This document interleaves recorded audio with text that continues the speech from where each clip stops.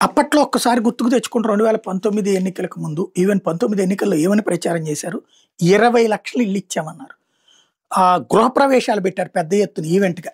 భారీ ఎత్తున ఎక్కడికక్కడ గృహప్రవేశాలు. ఒక్క ఇల్లు కూడా పూర్తి కాకుండా టిడ్కో ఇల్లు గృహప్రవేశాలు జరిగిపోయినాయి. అందులో 70%, 80% పూర్తయినటువంటి ఇళ్ళని జగన్ వచ్చాక పూర్తి చేసి ఒక 50,00,000 ఇచ్చాడు.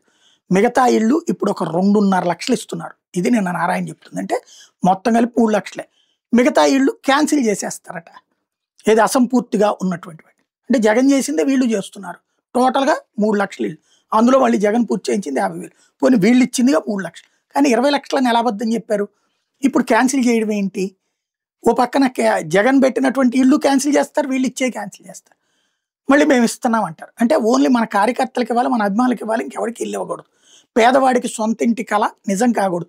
పేదవాడికి సొంత ఇల్లు వస్తే వాడికి అహంకారం పెరుగుతుంది. అహంకారం పెరిగితే మనం చెప్పినట్టు మన కాళ్ళ కింద పడి ఉండడు. ఇదేనా మన ఆలోచన? టిడ్కో ఇళ్ళకు కూడా డబ్బులు వాళ్ళ చేత వాళ్ళ పేరు మీద అప్పులు తీసుకున్నామే. వాళ్ళ పేరు మీద తీసుకున్న డబ్బులు ప్రభుత్వం వాడేసిందే. వాళ్ళ జీవితాలు ఏంటి? వాళ్ళు కట్టుకుంటున్నారే.